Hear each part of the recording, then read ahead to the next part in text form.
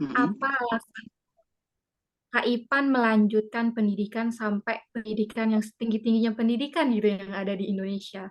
Mungkin itu pertanyaan saya sebagai anak yang belum lulus S1 ya Kak, karena Mhm. apa ya, kebanyakan dari kita juga masih bingung gitu, untuk takut sekali untuk melepaskan apa melepaskan S1 ini karena takut tidak bekerja, tidak bisa melanjutkan kuliah setinggi-tingginya. Itu apa alasan Mhm. Kakak untuk melanjutkan pendidikan sampai setinggi-tingginya gitu?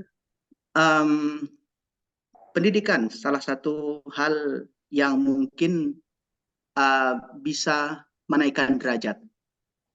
Bukan hanya derajat diri, tapi juga bagaimana orang akan memandang kita. Dan, pendidikan itu juga seperti yang kita tahu bisa membuka wawasan kita lebih luas lagi, bisa menambah ilmu kita.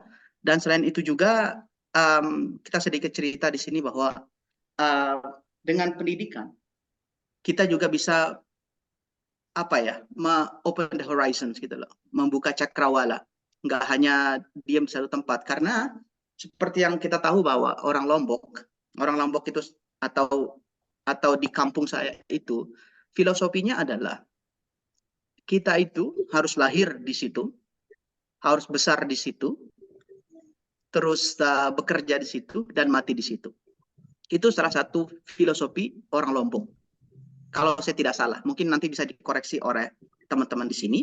Itu filosofi yang orang tua saya, at least itu bilang. Jadi harus besar di situ, harus lahir di situ, harus sekolah di situ, kerja di situ dan mati harus di situ. Itu kan? Itu filosofi orang Lombok. Tapi seiring berjalannya waktu, saya bilang kalau saya stay diam di satu tempat, kapan saya akan bisa berkembang? Kalau saya akan diam di Lombok, mengecam pendidikan S1 saya di Lombok, SD, SMP, SMA di Lombok. Kalau saya nggak keluar, saya nggak akan dapat teman yang lain. Saya tidak akan bisa membuka wawasan saya lagi. Saya nggak akan dapat teman-teman baru, pengalaman baru, dan sebagainya. Oleh karena itu, uh, pada tahun 2014 setelah selesai kuliah, saya mencoba membuka diri dalam arti saya akan tahu saya mau melanjutkan kuliah, tapi nggak di Indonesia. Saya mencoba kursus bahasa Inggris, saya mencoba pergi ke Pare untuk meningkatkan kualitas bahasa Inggris saya. Dan salah satu yang paling penting adalah jangan takut untuk belajar bahasa Inggris, jangan takut belajar hal-hal baru. Karena salah satu hal yang paling mendasar yang harus kita uh, skill yang harus kita dapat, yang harus kita punya itu adalah dengan berbahasa Inggris kalau mau keluar dari kampung kita gitu loh, dari Indonesia. Dan salah satu hal yang menarik buat saya adalah saya harus berani untuk keluar dari zona nyaman. Zona nyaman artinya saya harus berani meninggalkan kampung saya dan nanti suatu saat saya akan balik ke sana dan membangun kampung itu. Dengan apa? Salah satu hal yang saya punya adalah dengan pendidikan. Pelan-pelan kita akan bangun kampung kita dulu dan nanti insya Allah akan balik ke Indonesia gitu. Tapi pertanyaannya, loh kok masih diam di Eropa, kok nggak balik-balik? Nanti tunggu sebentar. Nanti tunggu waktunya pasti akan balik. Kita akan serap ilmunya di sini banyak-banyak dulu. Setelah cukup, nanti kita akan balik ke Indonesia. Mungkin itu salah satu hal yang kenapa saya ambil pendidikan, bukan bekerja gitu. Dan bekerja menurut saya waktu itu tidak ada tempat bekerja yang menurut saya pas waktu S1 gitu.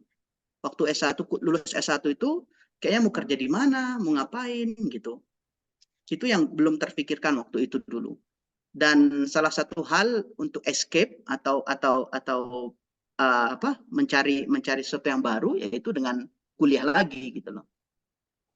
Gitu. Karena saya juga suka kuliah, karena kuliah itu juga dapat duit. Bukan kita yang bayar, tapi dapat duit gitu loh. Selain dapat pengalaman, dapat duit juga. Mungkin Kak Amirul Hilmi juga udah tahu gimana caranya dapat beasiswa. Itu kita bukan bayar, tapi kita yang dibayar. Gitu. Itu salah satu keuntungan juga untuk kenapa harus sekolah gitu. Oke, baik Kak. Di sini muncul lagi nih pertanyaan dari saya. Bagaimana cara kita mempertahankan motivasi untuk tetap menjadi akademisi gitu. Karena yang saya lihat juga banyak teman-teman bahkan dari Jawa juga, mereka lebih memilih untuk bekerja daripada maksudnya untuk setelah S1 itu lebih baik untuk bekerja ketimbang untuk melanjutkan akademisi itu sendiri gitu. Namun di sini, dilanjutkan juga ada pertanyaan saya terkait, tema kita pada, malam hari ini. Apa sih langkah awal gitu setelah kita menyelesaikan pendidikan kita yang mungkin target kita setiap orang kan beda-beda gitu, ada yang S1 mungkin menjadi target pendidikan mereka untuk langsung bekerja ataupun S3 itu sendiri. Mungkin apa di sini, langkah pertama yang sebaiknya kita lakukan sebagai, fresh graduate atau lulusan baru untuk, mencari pekerjaan gitu. Kadang kami juga ketika sudah target kita sudah tercapai ya otomatis semua orang bakalan bekerja gitu untuk mencari uang. Nah, apa langkah awal kita untuk, apa ya, sebaiknya diambil gitu lulusan baru ini untuk mencari pekerjaan. Kadang kami bingung gitu, apalagi yang anak-anak yang memang ketika, berpendidikan atau ketika sedang masa pendidikan tidak ada relasi atau networking gitu untuk menanyakan pekerjaan itu sendiri, Kak, gitu. Mungkin ada 2 pertanyaan gitu dari yang saya sampaikan tadi, Kak. Kalau untuk motivasi itu bisa datang dari mana aja. Motivasi itu selalu up and down, dan yang paling penting adalah bersyukur. Karena kebanyakan kita yang saya lihat adalah kita nggak bersyukur dengan apa yang kita dapat. Kebanyakan 80% orang di dunia kuliah itu apa ya? Mereka nggak bersyukur dengan apa yang dimilikinya sekarang, gitu loh.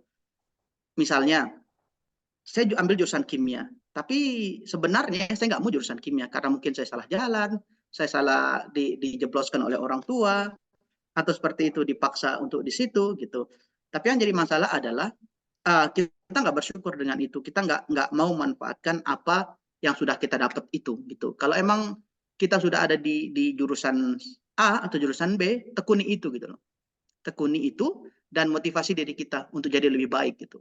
Yang memotivasi kita itu seperti yang saya bilang adalah bukan hanya dari diri kita, tapi lingkungan kita juga bisa memotivasi kita. Misalnya dari lingkungan pertemanan, lingkungan keluarga, dan lingkungan-lingkungan yang lain.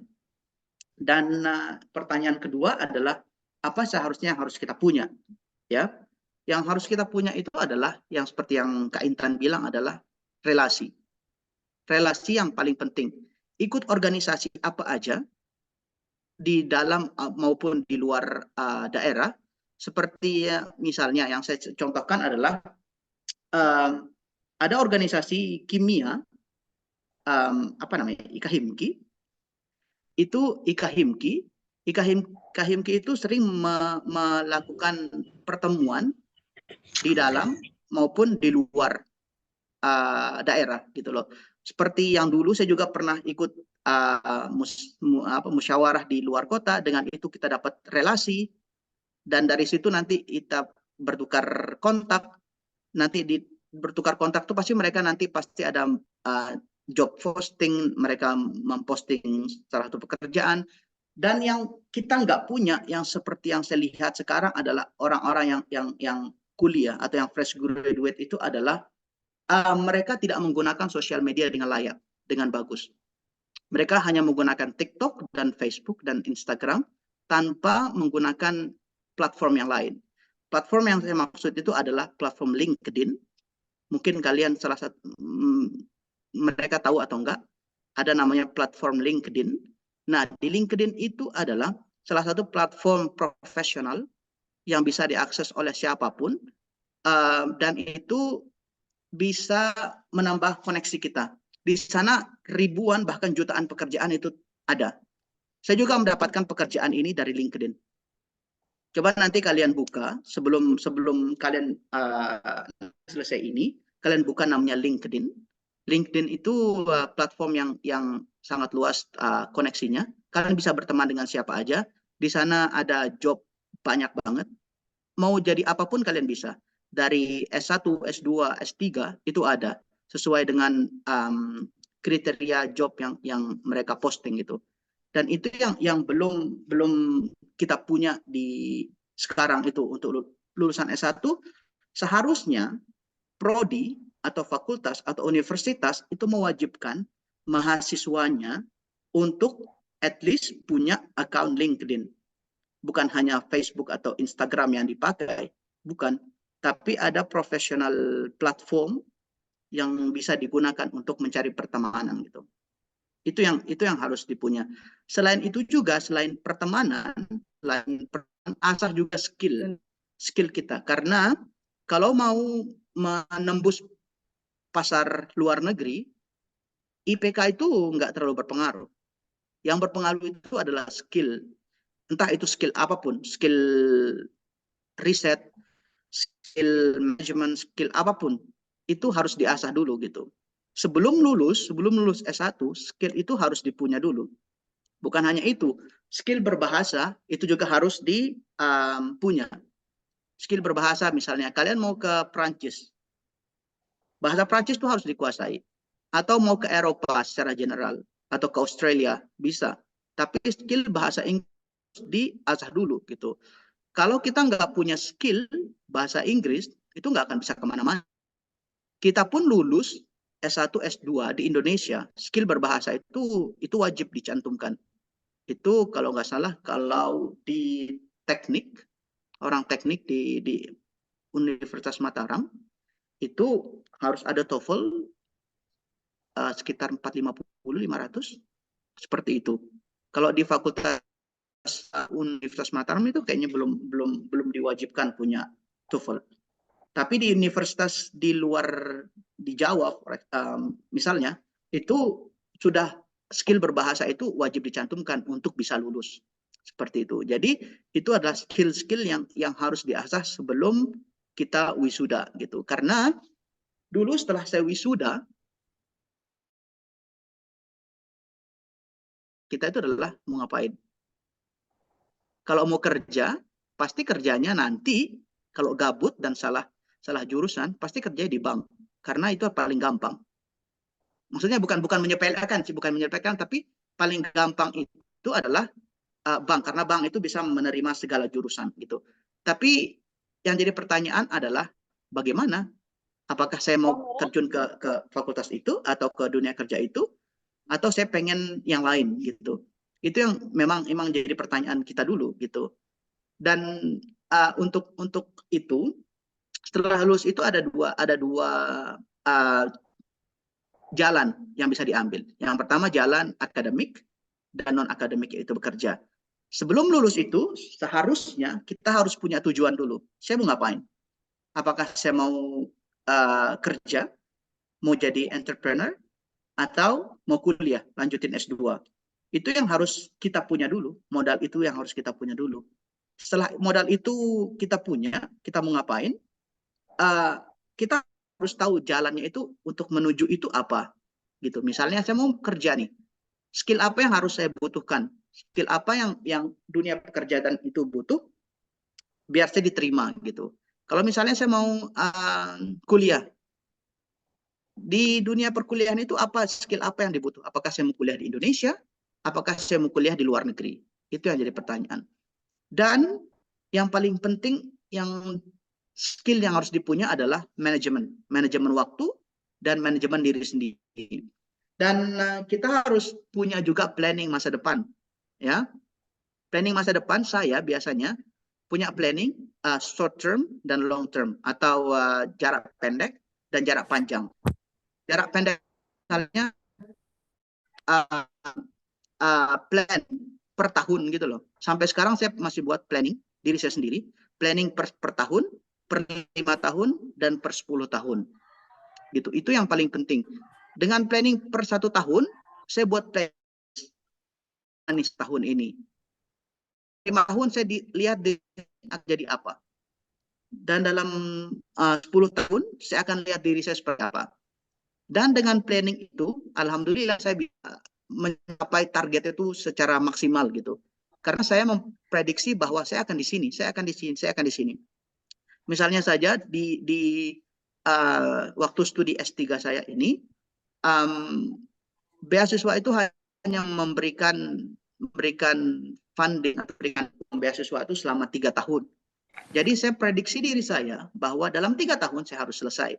Bagaimanapun caranya dalam 3 tahun saya akan selesai. Dan di tahun 2024 misalnya, saya harus mendapatkan kerja di sini dan di sini, di di perusahaan ini atau di universitas ini gitu. Jadi itu yang benar-benar dimiliki oleh semua planning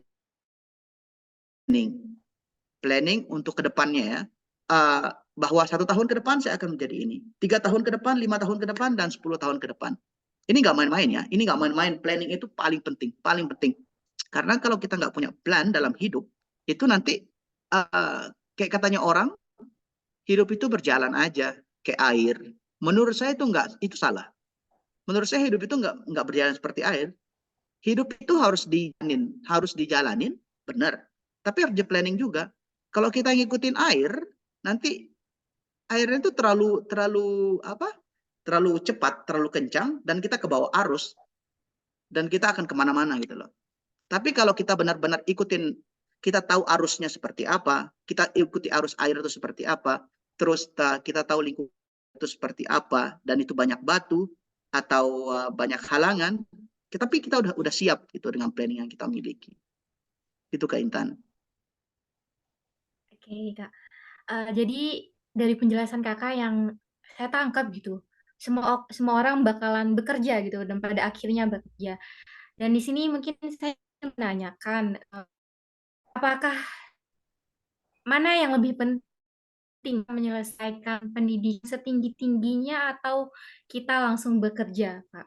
Dan juga kalaupun kita memang pada akhirnya bekerja, dan skill apa sih yang harus kita miliki ketika kita ingin bekerja gitu? Dan lembaga atau mitra atau kantor itu apa sih yang mereka mau ketika kita bekerja, pendidikannya setinggi-tingginya, atau apakah skill yang sebaik-baiknya skill, atau apakah pengalaman yang luar biasa baru kita bisa bekerja gitu. Karena dari penjelasan Kakak, pada akhirnya semua orang akan bekerja gitu, mau berpendidikan ataupun mau lanjut pendidikan juga pada akhirnya nanti akan bekerja gitu. Itu mungkin pertanyaan dari saya, Kak. Iya, benar. Pada akhirnya semua orang bekerja dan pada akhirnya semua orang akan mati. Seperti itu kan logikanya. Tapi menurut saya sih, pendidikan, setinggi-tingginya pendidikan, kalau pendidikan kita itu tinggi, nanti value atau skill kita akan lebih besar. Dan kesempatan untuk mendapatkan kerja itu akan semakin bagus, dan juga akan semakin bagus. Seperti itu. Kalau di Eropa ya, kalau di Eropa seperti itu. Jadi semakin tinggi pendidikan kita, gaji kita itu levelnya akan semakin tinggi gitu. Dan pasti skill riset kita atau skill yang kita miliki pasti akan jadi lebih tinggi gitu. Jadi itu tergantung kalian sih, tergantung arah dan tujuan kalian kemana. Kadang-kadang ada orang bilang, sampai S2 itu cukup. Menurut saya juga sampai S2 cukup. Gitu. Kalau memang mau jadi dosen, boleh ke S3 atau ke S2 gitu. Tapi yang terpenting adalah, apa kalian benar-benar mau? Itu pertanyaannya. Apa kalian benar-benar mau melanjutkan pendidikan? Atau memang jiwa kalian bukan di situ? Nggak usah dipaksain. Karena nggak selalu orang berpendidikan tinggi itu juga akan mendapat kerjaan gitu. Susah juga sebenarnya mendapatkan pekerjaan kalau pendidikan kita tinggi gitu. Dan ada juga orang yang jiwanya itu entrepreneur atau pengen langsung bekerja membuka usaha sendiri, itu banyak. Dan walaupun mereka nggak pendidikannya tinggi, tapi uangnya lebih banyak dan relasinya lebih banyak gitu loh. Itu tergantung kita sih, tergantung life goal kita apa. Apa sih kita mau jadi apa? Kita mau seperti apa? Kalau misalnya memang life goal saya atau tujuan hidup saya mau jadi dosen, misalnya nih, saya pengen jadi dosen tuh. Jadi dosen itu sekarang wajib memiliki pendidikan minimal S2. Minimal S2. S3 itu boleh, itu sangat direkomendasikan kalau sekarang. Tapi minimal untuk masuk aja itu S2. Dan yang harus saya lakukan adalah saya harus melanjutkan pendidikan, ya kan? Yang nggak bisa lah S1 sampai S1, jadi saya harus S2 atau S3 untuk bisa jadi dosen. Tapi untuk kalau nggak di dunia akademik atau hanya mau bekerja di riset NGO, itu S1 cukup, ataupun untuk menambah skill lagi itu S2 gitu. kebanyakan teman-teman saya di Eropa di sini, mereka mengambil S2 itu bukan karena gelar. Bukan karena gelar. Atau mengambil S3 itu bukan karena gelar. Nggak ada orang jarang banget orang di sini mau dipanggil dengan sebutan doktor.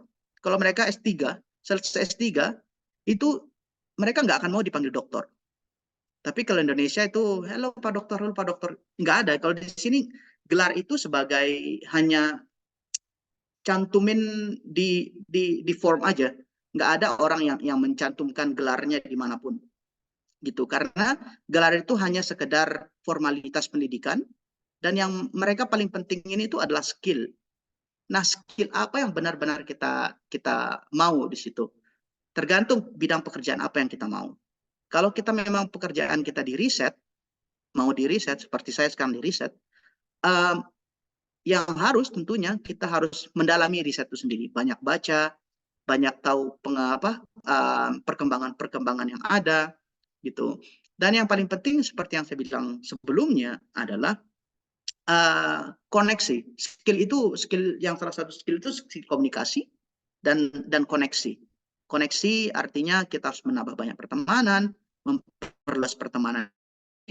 Nggak hanya di dunia kuliah, tapi keluar, cari jati diri, merantaulah. Jangan merantau kita di Mataram, misalnya, atau di satu daerah. Merantaulah ke daerah yang lain. Ngapain aja? Mau ngapain aja? Cari pekerjaan, cari aja. Nggak apa-apa, nggak usah diam di satu tempat. Menurut saya itu lebih baik kalian merantau. Nggak usah diam di satu tempat untuk mendapatkan pekerjaan. Memang ada sih pilihan hidup, saya harus diam di satu tempat. Nggak apa-apa, itu pilihan. Tapi menurut saya lebih baiknya adalah keluar dari zona nyaman. Saya bukan menyalahkan orang yang diam di satu tempat, bukan. Tapi menurut saya pribadi, untuk mendapatkan pengalaman baru, teman baru, itu bisa digunakan media lain, misalnya ikut organisasi luar misalnya. Sekarang banyak organisasi-organisasi yang bisa online itu. Jadi temannya makin banyak, cakupan pertemanannya banyak, dan pengetahuan kita akan sesuatu juga akan semakin banyak. Seperti itu, Kak Intan. Oke, baik Kak Ivan. Jadi pada ujungnya kita bakalan tergantung masing-masing kita gitu, tergantung apa yang life goals kita punya mungkin ya Kak, maksudnya berarti tergantung planning kita, apakah memang pekerjaan apa yang kita mau akan menuntun kita berproses untuk menemukan pekerjaan itu gitu. Jadi untuk yang terpenting di sini life goals berarti. Kak, tapi di sini saya melihat di lapangan walaupun mungkin kita punya values atau punya pendidikan yang tinggi, pengalaman yang tinggi, namun tidak menutup kemungkinan, beberapa orang atau semua orang bahkan punya struggle masing-masing gitu ketika ingin mencari pekerjaan gitu, Kak. Nah, bagaimana sih, Kak, cara mengatasi untuk meminimalisir gitu loh, struggle-struggle ketika kita fresh graduate ini untuk mencari pekerjaan gitu loh, Kak? Bagaimana cara meminimalisir struggle itu? Kadang, apa ya, yang kali juga kakak-kakak misan gitu yang baru bekerja, yang baru fresh graduate, yang baru lulus maksudnya, sangat banyak pengalaman juga di organisasi, baik itu pengalaman dalam akademik atau non-akademik juga lumayan. Namun untuk menghindari struggle ya ketika kita mencari pekerjaan itu pasti ada gitu. Kadang saya mikir, saya melihat kakak saya banyak struggle, why not kita meminimalisir struggle itu loh ketika kita, pada fase untuk fresh graduate itu sendiri gitu loh, Kak. Struggle-nya misalnya apa? Misalkan struggle-nya, kadang pekerjaan yang dia mau tidak, sesuai sama maksudnya yang dia siapkan skill segala macam itu ternyata tidak sesuai sama, open recruitment dari kantornya itu sendiri dan juga apa yang dia sudah, planning segala macam itu ternyata, tidak terwujudkan gitu. Karena memang ternyata walaupun dia sangat unggul ketika kuliah, ternyata tidak itu yang dicari gitu oleh kantor ataupun oleh para, HRD atau HRD dari kantor itu sendiri, Kak, kadang. Oke, terima kasih. Jadi itu tergantung dari personality kita juga, dan juga dari jobnya juga. Kita nggak bisa nyalahin diri sendiri untuk itu. Kebanyakan, tapi yang saya lihat juga adalah kebanyakan kita sering menyalahkan diri sendiri. Skill yang saya dapat di kampus itu nggak sesuai dengan bidang saya. Memang kalau skill di kampus itu hanya teori. Apalagi kita S1 itu. Apalagi kita S1, yang kita dapatkan itu hanya teori. Like 90% dari yang kita dapatkan itu teori, dan hanya 10% praktik. Dan kalau kita pun ke dunia kerja kan itu hampir 90% itu kebalikannya. Jadi itu mungkin yang membuat kita agak shock untuk transisi antara dunia kuliah dan dunia kerja. Itu yang benar-benar kita harus siapkan gitu, harus siap mental kita, karena mental kita untuk dunia pekerjaan itu belum siap. Itu sih. Dan walaupun skill kita yang sudah kita siapkan itu nggak kepake di dunia pekerjaan itu, tapi yakinlah bahwa skill yang sudah kita dapatkan di dunia kuliah itu akan tetap di situ gitu loh. Nanti pasti suatu saat akan kepake gitu. Itu sih yang menurut saya yang paling penting adalah menghargai apa yang bersyukur aja kita udah dapat pekerjaan itu, jalani pelan-pelan. Memang awalnya susah. Semua pekerjaan itu atau awal masa kuliah atau masa pekerjaan itu awalnya memang berat. Tapi kalau dijalani pelan-pelan pasti akan dapat kok nanti asiknya. Pasti kok. Awalnya aja yang struggling, pasti. Gitu Kak Intan.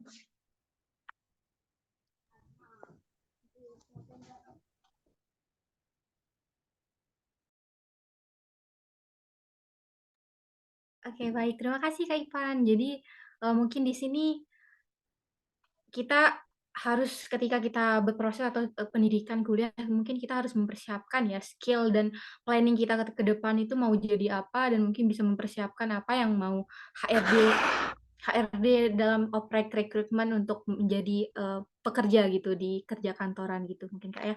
Terus di sini saya ingin menanyakan tentang yang Kakak bilang tadi, ternyata networking, jejaring, koneksi itu sangat penting ya.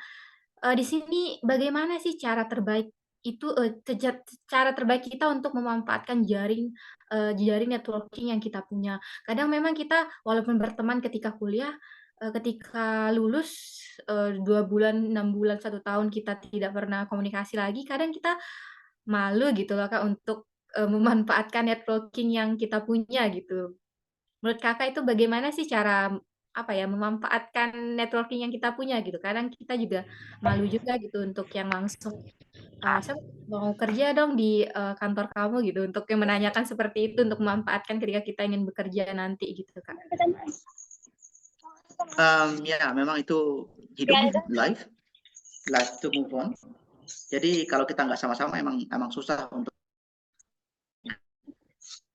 salah satu tadi kalau memang kita sudah berteman profesional, misalnya di LinkedIn tadi, di platform LinkedIn itu, kita nggak akan malu. Kita nggak akan malu bilang, hey, how are you? Apa kabar?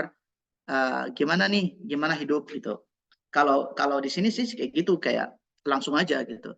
Dan di LinkedIn itu juga pasti mereka akan posting pekerjaan gitu. Sama seperti kalau memang kalian belum tahu apa itu LinkedIn, itu sama seperti Instagram. Nah, di Instagram itu kan setiap hari orang posting foto tuh. Posting story, posting apapun lah gitu. Di LinkedIn juga sama. Di LinkedIn juga sama. Mereka akan posting job, mereka akan posting riset mereka. Jadi itu lebih luas, lebih profesional. Jadi nggak akan malu kita nanyain, hey, apakah ini job ini ada atau enggak gitu. Nggak akan malu kita kalau di LinkedIn itu, karena itu professional network gitu. Itulah yang saya bilang, professional network itu sangat penting di sini. Bukan hanya friends network yang selama kuliah yang kita gain, yang kita dapat selama kuliah, itu nggak hanya itu menurut saya nggak terlalu cukup. Tapi kita harus lebih maju ke professional network gitu. Gitu Kak Intan. Oke, baik, Kak. Di sini untuk aplikasi atau sosial media LinkedIn.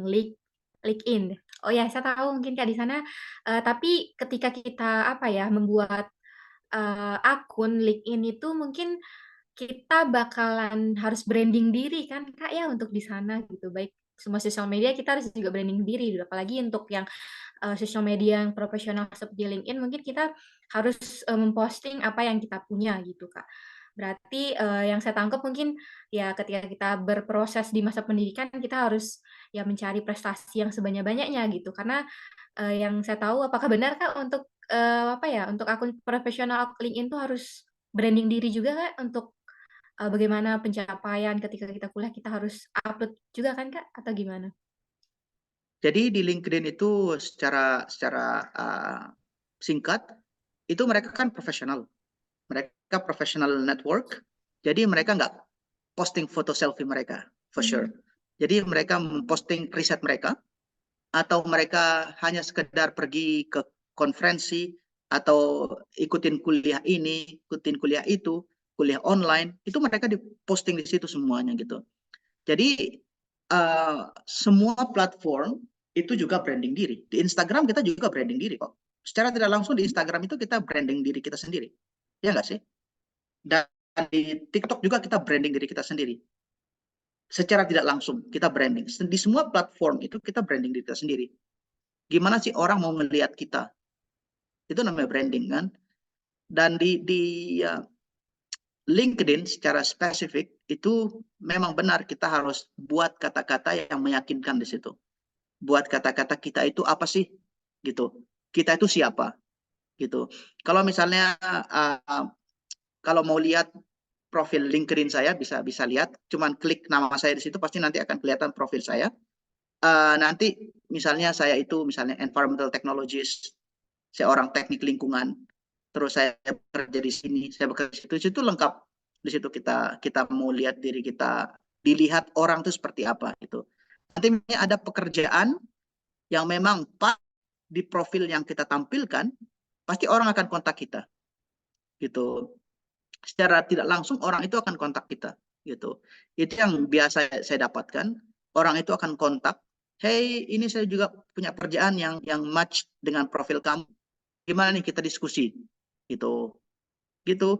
Atau kadang-kadang pekerjaan yang lewat, ada orang yang memposting satu pekerjaan, ya, saya klik link itu, saya kirim LinkedIn saya, profil LinkedIn saya ke mereka, dan kalau emang cocok pekerjaannya dengan skill kita, kita akan dihubungi balik seperti itu.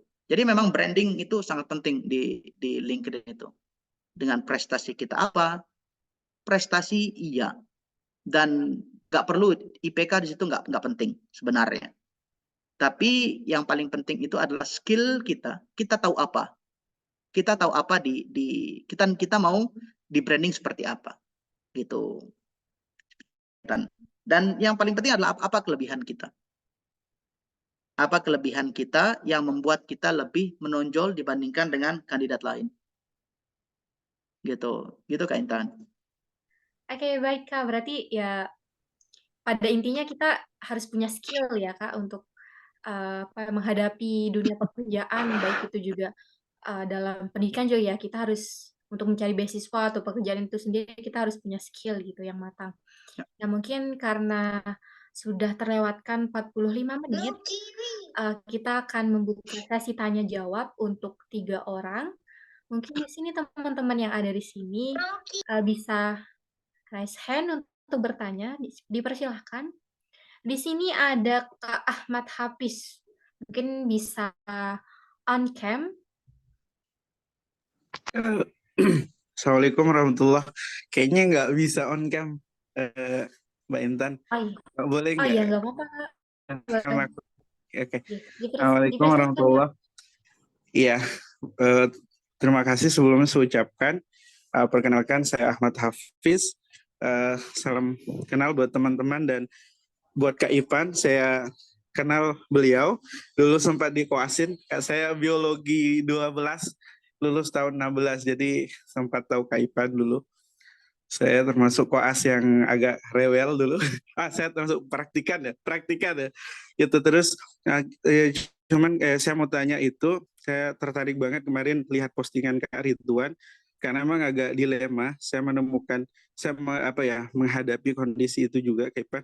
Alhamdulillah kemarin lulus juga, alhamdulillah lulus S2 di Environmental Technology juga di Malaysia. Cuman ya market pekerjaan untuk studi-studi murni itu di Lombok kayaknya tidak terlalu bersahabat. Even di akademik sekarang realitanya ya mungkin saya bisa bilang orang dalam itu penting banget gitu. Jadi mereka nggak akan melihat background atau track record riset kita, tapi mereka lebih concern direkomendasiin siapa gitu di dalam kampus itu, karena udah apply ternyata nggak ada positive response. Ya luckily-nya saya masih kontakan dengan profesor yang di Malai, jadi masih ada bisa nge-asisten tapi remote gitu Kak Ipan. Nah, yang saya mau terus kemarin juga saya cerita dikit Kak Ipan sempat apply for PhD juga di yang Wetsus program conducted by ini Netherlands government itu.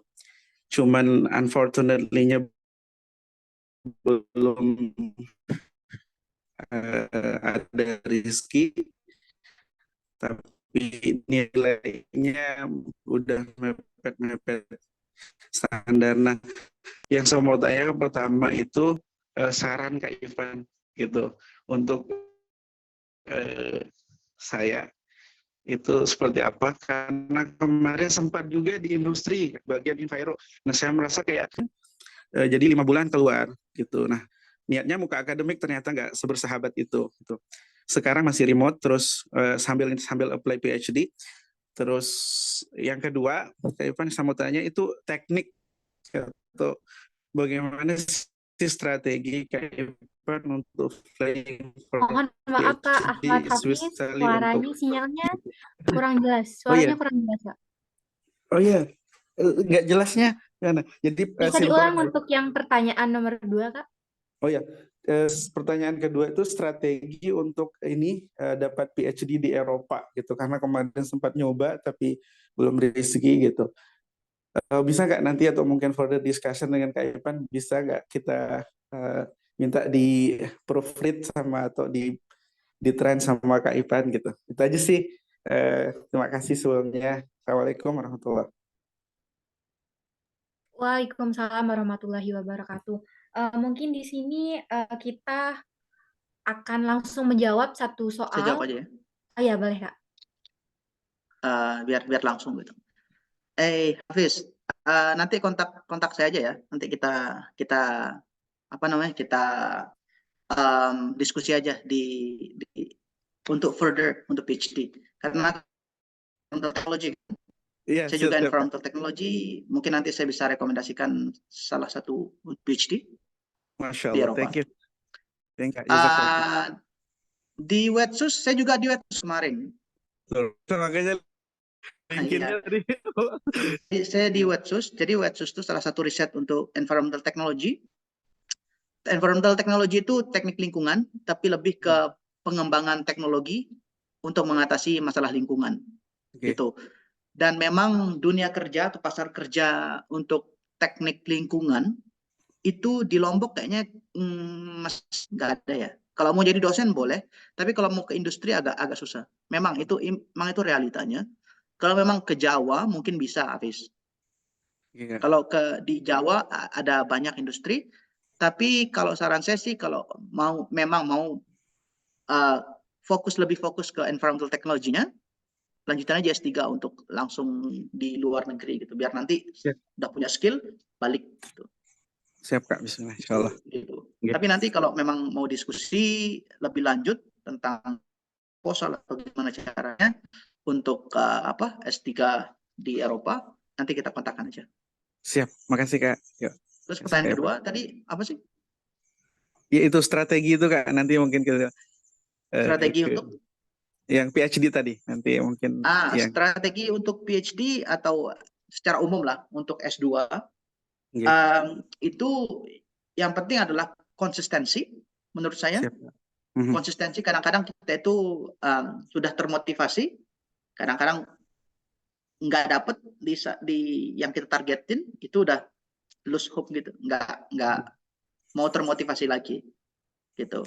Ini motivasi yang paling penting sih, motivasi dan konsistensi untuk dapat apa yang kita mau. Siap, Itu Kak. sih, Hafiz. Ya, makasih Kak. Oke, baik Kak Ipan. Kita lanjut ke penanya kedua. Mungkin di sini mungkin bisa dilepas lagi untuk raise hand-nya teman-teman. Mungkin kita bakalan hitung karena di sini siapa cepat dia dapat gitu. Ya mungkin teman-teman. Oke, Kak Gunawan, Kak Nasruddin. Semuanya oke. Kak Lita bisa di down raise hand-nya. Oke, saya hitung ya sampai 3. 1, 2, 3. Oke, yang pertama yang terlihat di layar saya di sini ada Kak Lita. Mungkin dipersilahkan Kak Lita untuk pertanyaannya. Apakah suara saya terdengar? Terdengar dengan jelas Kak Lita. Baik, terima kasih moderator atas yang diberikan. Saya ingin bertanya terkait pendapat sama saran dari Kak Ipan. Semisal kalau kita ingin melanjutkan studi ke luar negeri, mana yang lebih bagus atau lebih penting bagi kita menguasai bahasa Inggris atau bahasa dari negara yang akan kita tuju. Soalnya terkadang ada berbagai negara juga bahasa Inggrisnya tidak terlalu, jadi susah untuk beradaptasi dengan warga di sana. Jadi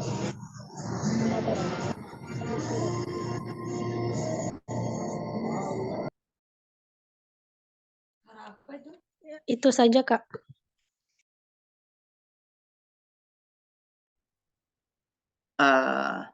Kak Lita, skill yang pertama yang harus kita dapetin, yang harus kita punya itu adalah skill bahasa Inggris. Pastinya, karena semua beasiswa itu syaratnya adalah skill bahasa Inggris, bukan skill bahasa negaranya itu sendiri, bukan. Tapi skill bahasa Inggris. Masing-masing negara itu atau masing-masing institut itu punya requirements atau syarat bahasa yang berbeda dengan yang lainnya. Kadang-kadang IELTS 6,5, 7, 7,5, seperti itu. Tapi yang paling penting adalah skill bahasa Inggris, Kalita. Kalau untuk skill bahasa yang lain, itu jadi plus. Misalnya di sini, di tempat saya itu saya di Spanyol kan. Nggak semua orang Spanyol itu nggak bisa bahasa Inggris. Bahasa Inggrisnya jelek banget. Mungkin orang ngira orang itu pintar bahasa Inggris. Mereka nggak bisa bahasa Inggris. Apalagi orang di Catalunya, di Barcelona itu mereka nggak bisa bahasa Inggris. Untuk skill lanjutan atau skill bahasa Spanyol atau skill bahasa Katalan itu adalah tambahan sehari-hari aja gitu. Untuk di universitasnya atau di research centernya itu semua pakai bahasa Inggris. Tapi kalau untuk sehari-hari itu pakai bahasa negaranya itu sendiri. Dan itu untuk mempermudah kita aja sih sebenarnya. Seluruh bahasa pengantar di akademik itu bahasanya itu bahasa Inggris, Kak Lita. Terima kasih. Baik Kak, terima kasih banyak atas saran. Ya. Oke, terima kasih Kak Lita, Kak Ivan. Dan mungkin di sini untuk penanya ketiga, saya persilahkan untuk raise hand. Oke, ada Kak Ana Restu untuk memberikan pertanyaan.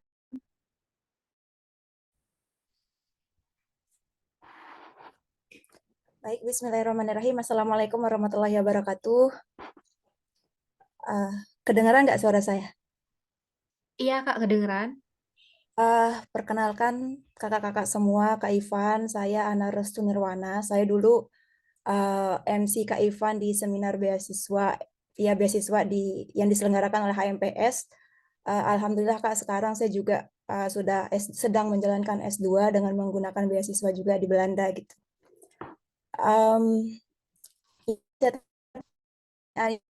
Sedikit Kak. Jadi kan S1 saya juga di kimia itu ya, kimia murni, terus saya lanjut juga di environmental science juga di UAG juga Kak, tapi spesialisasinya itu lebih ke sistem analisisnya gitu. Jadi lebih ke sosial. Mungkin pas di awal-awal dulu saya kayak punya rencana juga kayak jangka panjang, pendeknya juga sudah ada itu sebelum masuk masuk kuliah ya ke sini. Tapi pas masuk ke sini itu kayak banyak sekali insight-insight baru, banyak sekali kayak pandangan baru yang membukalah cakrawala berpikir saya bahwa oh ternyata ada loh yang lebih menarik, ada yang lebih butuh, lebih passion saya gitu. Jadi saya lebih ke sosial sekarang ini Kak.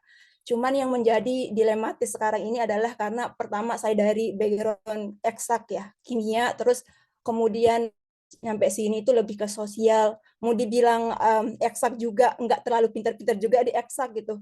Mau dibilang apa sosial juga nggak terlalu pintar-pintar juga di sosial. Jadi agak dilematis juga soal karir setelah lulus itu Kak. Nah, mungkin Kakak juga pernah mengalami atau semacam itu. Jadi yang menjadi pertanyaan bagi saya itu bagaimana sih Kak cara untuk menanggapi ataupun merespon kedilematisan ini karena jujur banyak sekali kalau mau fokus di sosial sekali yang belum saya tahu banyak sekali hal-hal baru yang bahkan buat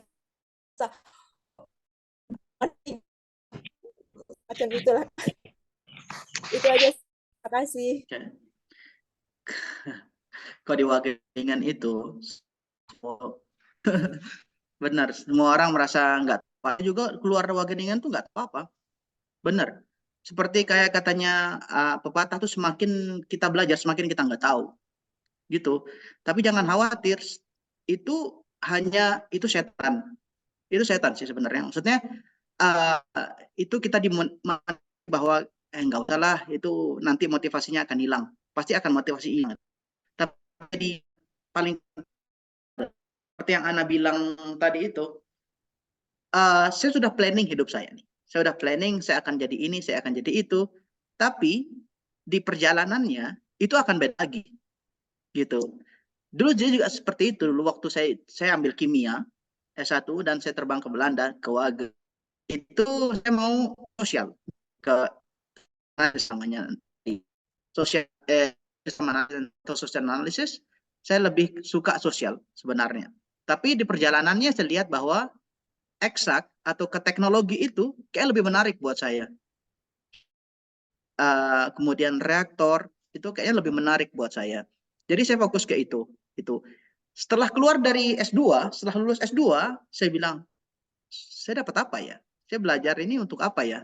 Saya nggak tahu kegunaannya apa. Tapi setelah saya dapat S3, ilmu yang S2 itu akan kepake di S3. Gitu. Nanti ilmu yang akan kamu dapat di S2 itu, percayalah, akan kepake di dunia kerja juga nanti. Memang sekarang kita nggak ngerti apa. S1. Kalian dapat apa setelah S1? Nggak ada kan? Nggak ada. Karena memang otak kita itu dirancang untuk nggak tahu apa-apa gitu. Padahal di dalam otak itu juga kita udah tahu apa-apa gitu. Tapi secara sadar kita nggak tahu apa-apa gitu. Padahal kita tahu gitu. Cuman prakteknya aja yang kita perluin di situ. Medianya aja yang kita perluin. Jalanin aja sekarang ke Ana apa yang memang sekarang dijalanin sosial. Karena isu sosial di Eropa itu sangat berkembang sekarang. Sustainability, LCA, kamu pakai LCA kan? Life Cycle Assessment, Sustainability itu sekarang lagi berkembang banget di Eropa. Mungkin di Indonesia belum terlalu ke sana, tapi di luar negeri itu udah sangat trendy sekarang untuk social science sustainability gitu. Jadi jalanin aja ke Ana, jangan khawatir nggak dapat apa-apa, khawatir pasti itu cuman otak sadar aja gitu.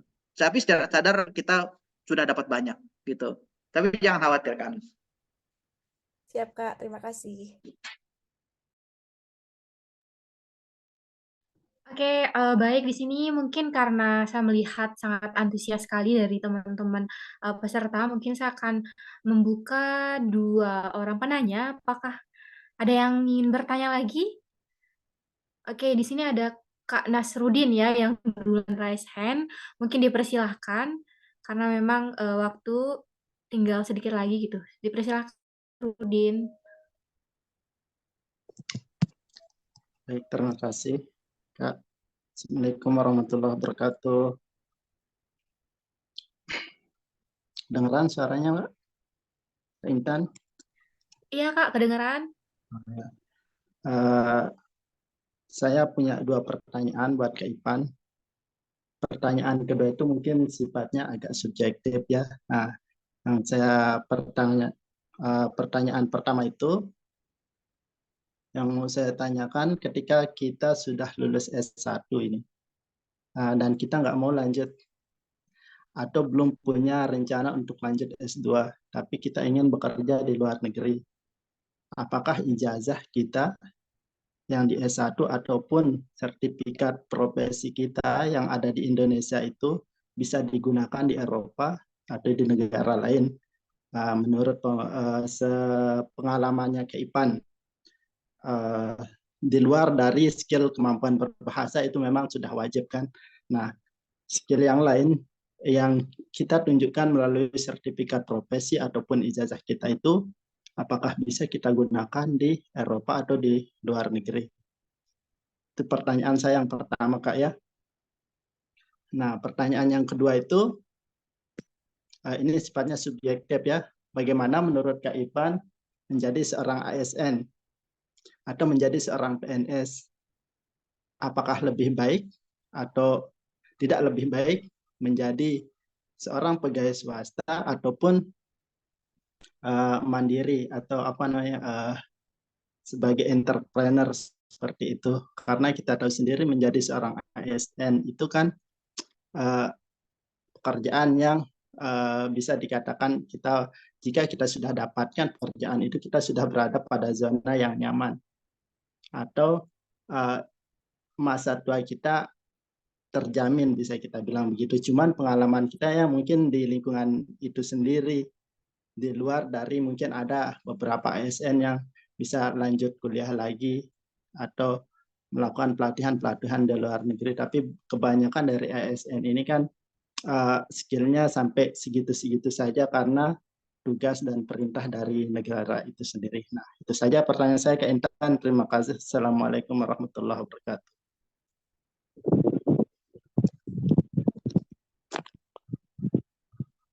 Kak Nasruddin, terima kasih atas pertanyaannya. Menarik, sangat menarik. Pertanyaan pertama itu tentang apa namanya? Apakah bisa syarat apa tadi? Sertifikat atau sertifikat profesi walaupun S1 bisa lanjut untuk bekerja di luar negeri? Itu jawabannya bisa banget. Itu terbuka lebar, Kak Nas. Sangat terbuka lebar untuk kakak. Kakak punya sertifikat itu banyak, dan di luar negeri itu mereka sangat butuh skill, bukan pendidikan. Ya, skill bukan pendidikan. Ada sih beberapa pekerjaan yang harus mewajibkan jenjang pendidikan, tetapi beberapa pekerjaan itu juga tidak terlalu memandang, tapi mereka memandang experience atau pengalaman kerja, bukan pendidikan. Apalagi karena Nasruddin sudah bertahun-tahun sudah di bidang riset kan, atau skillnya udah banyak, udah skill lab tuh skillnya, dan itu bisa dipakai langsung Kak, bisa banget, bisa banget. Apakah udah dijawab Kak atau belum? Udah ya? Ya. Nah, nanti kalau untuk diskusi aja Kak Nasruddin ya, itu sangat terbuka, apalagi kakak punya banyak pengalaman.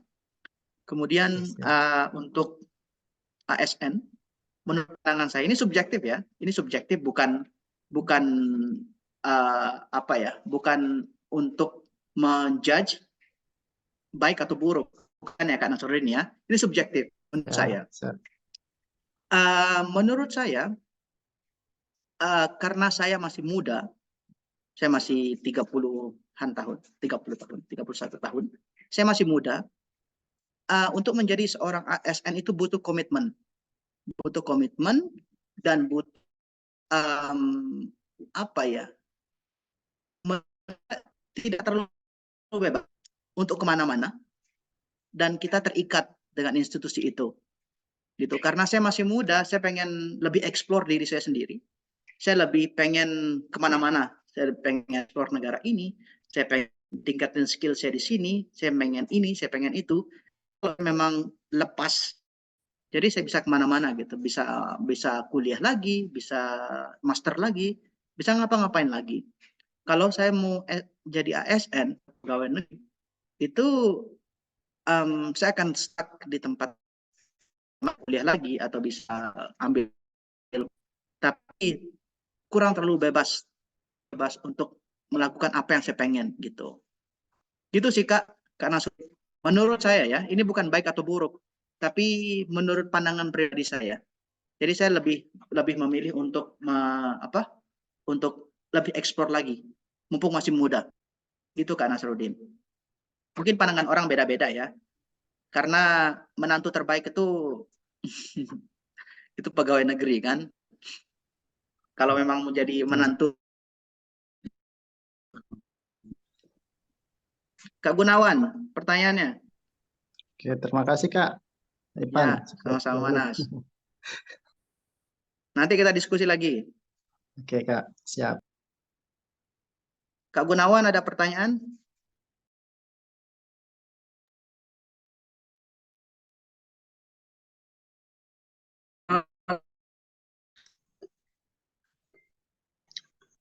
Halo, Motor.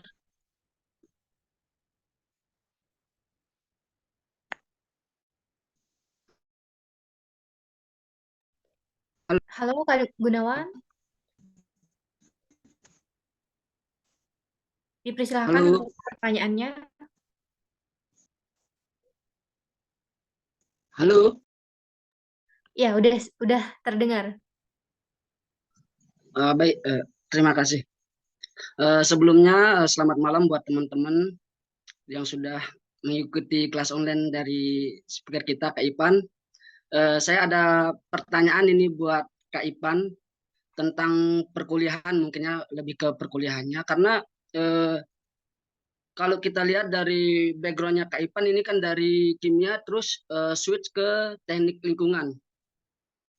Itu untuk perkuliahannya apakah ada struggle selama perkuliahan? Karena kalau saya lihat dari kimia ke teknik itu memang agak susah sih. Karena saya juga di pekerjaan kita kan backgroundnya sama kimia, cuma saya lebih ke teknik juga. Saya mulai tertarik juga tentang yang teknik. Cuma kalau saya lihat kok agak susah gitu. Nah, mungkin Kak Ipan bisa jelasin struggle selama kuliah ngambil dari kimia terus switch ke teknik lingkungan. Itu kan seperti apa pengalamannya selama kuliah? Apakah bisa nyambung gitu selama perkuliahan dengan ilmu yang dasar kita punya kimia terus pindah ke teknik kayak gitu? Mungkin itu aja Kak Ipan. Semoga dimengerti pertanyaannya. Terima kasih. Terima kasih Kak Gunawan. Struggle nggak? Struggle dong. Nangis dong. Iya, memang struggling banget waktu pertama kali di Wageningen di Belanda dulu waktu S2. Memang benar dari switching dari kimia ke teknik itu sangat susah. Butuh konsistensi, butuh pengetahuan yang lebih untuk bisa masuk ke situ gitu. Seperti yang saya bilang tadi, untuk switching itu perlu banyak-banyak baca, perlu banyak-banyak riset, perlu banyak nanya-nanya ke orang gitu. Karena itu nggak mudah untuk switching. Untungnya kita itu di kimia itu universal sekali. Jadi kimia itu bisa masuk ke bidang apapun sebenarnya. Saya nggak terlalu struggling sih Gun, nggak terlalu struggling untuk reaksi kimia misalnya, itu nggak. Yang jadi struggling itu adalah tentang perhitungan teknik itu yang agak struggling. Tapi seiring berjalannya waktu, pelan-pelan saya belajar banyak, saya baca banyak jurnal, saya baca banyak referensi, akhirnya selama beberapa bulan kuliah itu langsung bisa nyambung kok Gun. Yang penting konsisten aja.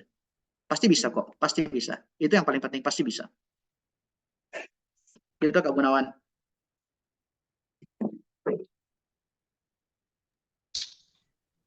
Oke, baik Terima Kak kasih Ivan. Kak Ipan.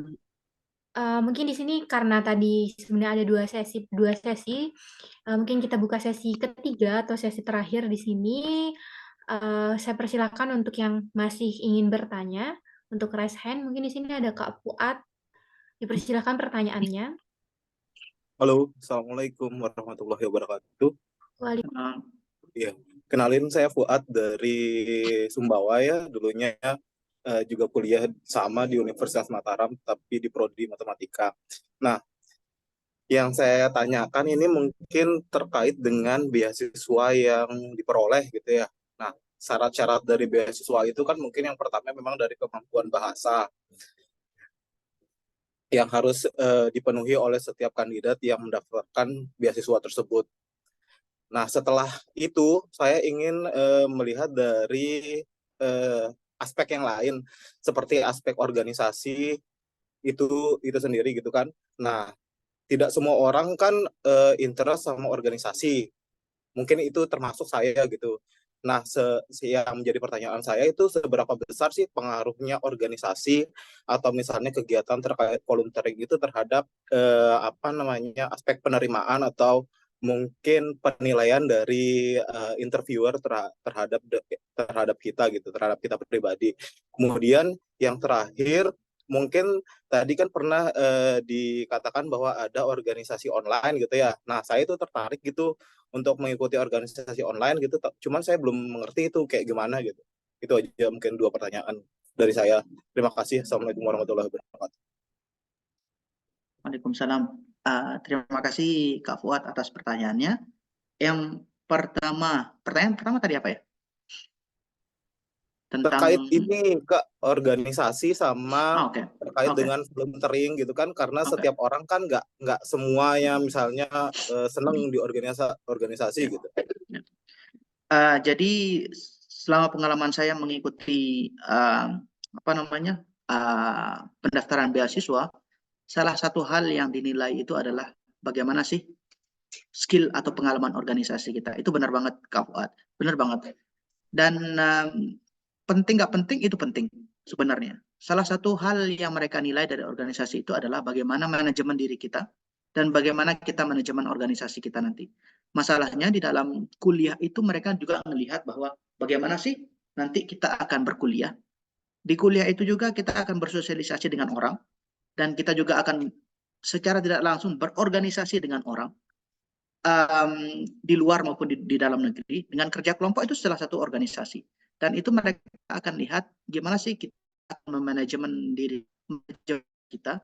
Kalau memang salah punya satu organisasi yang diikutin, taruh aja gitu, taruh aja organisasinya, taruh aja pengalaman organisasinya sekecil apapun, itu entah antar RT, antar RW, itu taruh aja organisasi, nggak apa-apa, itu penting karena itu dilihat bagaimana kita manajemen diri kita, bagaimana kita manajemen orang.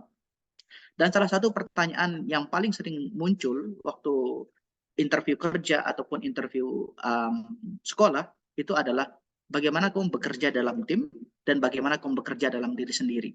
Itu yang paling sering pertanyaan yang masuk. Dan di organisasi kita akan diajarin juga kan bagaimana bekerja di dalam tim, bagaimana bekerja sendiri juga. Itu nanti yang akan dilihat Kak Fuad. Penting nggak penting sih penting menurut saya sih Fuad.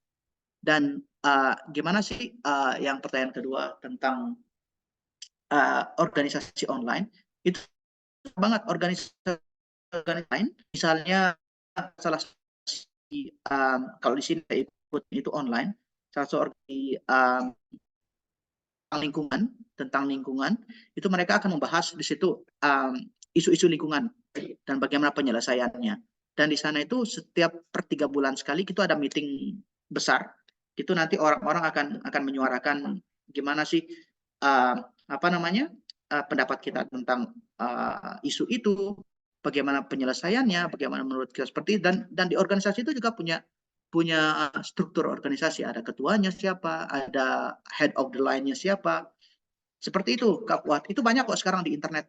Coba lihat di LinkedIn itu pasti banyak banget, atau di Twitter itu pasti banyak banget. Jangan hanya berkutat di Instagram ya sama TikTok. Itu penting untuk hiburan, tapi cobalah untuk lebih dari itu gitu, untuk profesional karirnya. Karena semua job beasiswa itu ada di LinkedIn. Yang paling penting adalah kita nge-follow orang yang tepat. Itu yang sesuai dengan interest kita. Gitu Kak Fuad. Oke, baik Kak Ivan. Mungkin di sini tinggal satu penanya di sesi ketiga. Mungkin ada teman-teman yang teman-teman peserta yang ingin bertanya lagi. Mungkin raise hand untuk tinggal satu orang lagi. Oke, mungkin tidak ada yang raise hand. Mungkin saya sendiri yang izin bertanya, Kak.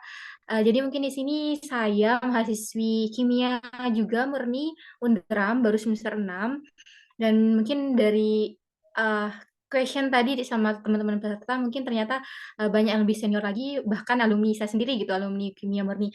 Dan di sini lanjut dari tadi, ingin bertanya terkait apakah organisasi yang kita ikutin tuh harus selinier sama apa yang kita ambil. Maksudnya ketika kita ingin mengambil riset, apakah harus mengikuti organisasi yang di bidang riset? Jadi apakah boleh gitu untuk selinier atau tidak selinier sama yang kita ambil ketika kita mengapply S2 atau beasiswa itu sendiri ketika di interview. Terus pertanyaan yang kedua di sini Kak, untuk yang Kakak yang lanjut kuliah ke Belanda yang Wage University itu apakah beasiswa LPDP atau beasiswa dari Belanda itu sendiri? Itu saja sih mungkin Kak. Terima kasih sebagai penutup penanya. Yang pertanyaan kedua saya jawab yang kedua dulu. Untuk yang ke Wageningen itu saya pakai beasiswa LPDP. Saya pakai beasiswa LPDP dan juga dulu waktu itu di waktu yang sama saya juga dapat AS dulu. Saya lulus AS dulu, tapi saya ambil yang LPDP yang ke Belanda. Itu karena waktu dulu saya masih pilihannya dua antara Australia dan di Belanda, langsung di Eropa. Tapi saya lebih memilih ke sini karena bisa keliling-keliling kemana-mana gitu. Dan jangkauannya, cakupannya lebih luas. Karena juga waktu saya apply itu jarang ada orang di Lombok itu ke Eropa gitu. Mereka kebanyakan dosen-dosen yang di Unram atau yang di orang-orang di situ lebih menekankan ke Australia atau Amerika. Jarang yang ke Wageningen gitu atau ke Eropa gitu. Jadi ya udah kenapa enggak ngambil ke Eropa gitu untuk berbeda dengan yang lain gitu. Dan angkatan saya itu adalah angkatan orang pertama Lombok di Wageningen di Belanda. Sekarang udah banyak sekarang alumni Lombok di situ. Banyak banget, udah sekitar 10-an sekarang yang udah ada. Terus pertanyaan pertama itu apa ya? Tadi apakah organisasi yang kita ikutin itu harus linear sama apa yang kita ambil gitu Kak? Nggak harus linear sih sebenarnya, nggak harus linear. Itu sepintar-pintar kita membuat membuat CV kita atau membuat pertanyaan atau pernyataan kita gitu.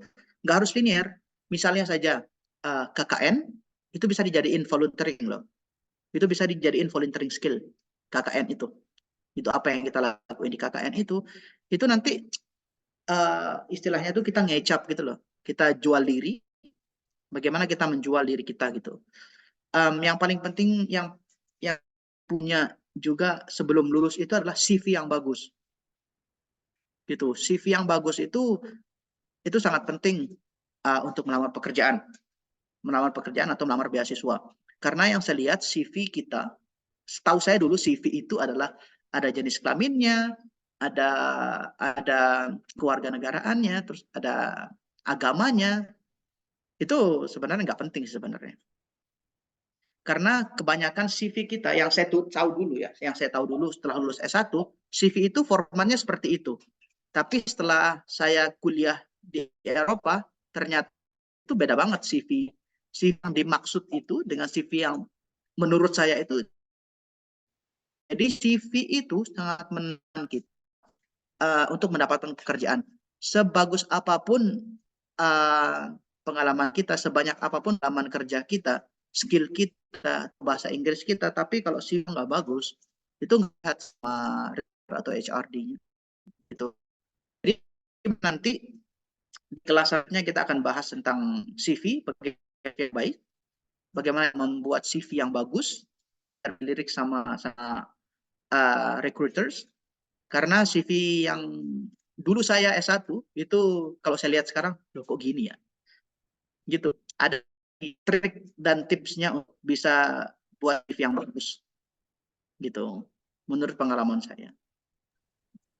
Gitu Kak Intan. Oke, baik Kak Ivan. Terima kasih buat jawaban-jawaban yang sangat luar biasa yang membuka insight-insight baru.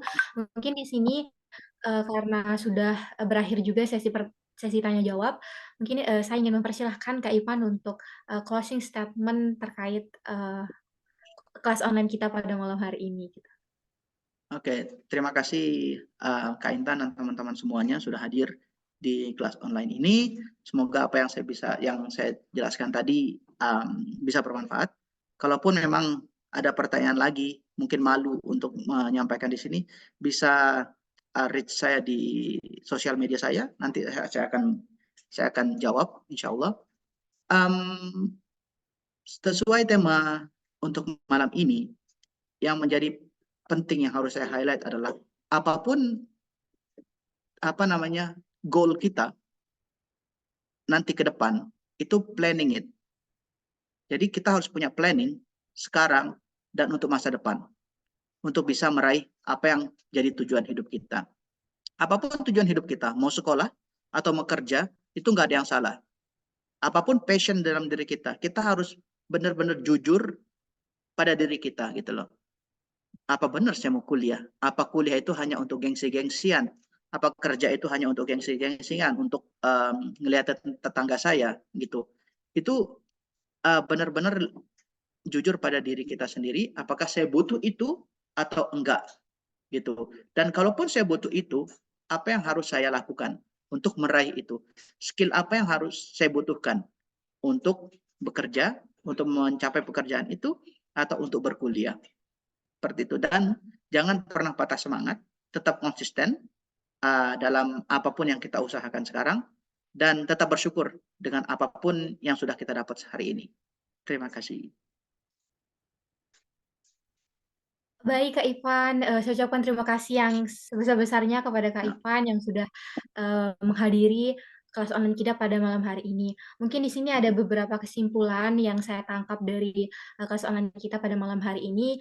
Satu kata yaitu persiapan gitu ya. Entah persiapan untuk persiapan adalah kunci kesuksesan setelah kita lulus gitu dari perguruan tinggi ataupun dari S2 atau S3. Nah, mahasiswa perlu mempersiapkan diri sendiri baik dalam segi akademisi, keterampilan maupun mental. Yang penting juga di sini skill kita juga harus dikuatkan. Jadi persiapan, planning ke depannya itu sudah ada pada diri kita sendiri gitu. Yang tahu diri kita sendiri ya kita diri sendiri, bukan orang lain gitu. Jadi planning apa yang menjadi tujuan teman-teman untuk ke depannya. Jadi semoga di sini teman-teman yang sudah mengikuti webinar pada malam hari ini, semoga semuanya sukses dalam mencapai karir masing-masing. Dan saya ucapkan terima kasih sudah bergabung pada kelas online atau webinar pada malam hari ini. Tapi sebelumnya izinkan saya untuk menyuruh teman-teman untuk on cam gitu, karena untuk menjadi dokumentasi kami gitu. Mungkin teman-teman bisa on cam, kakak-kakak semuanya. Oke.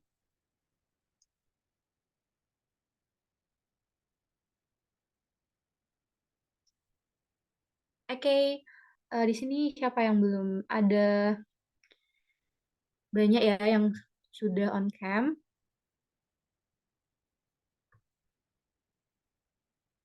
Oke, saya hitung dari 1, 2, 3.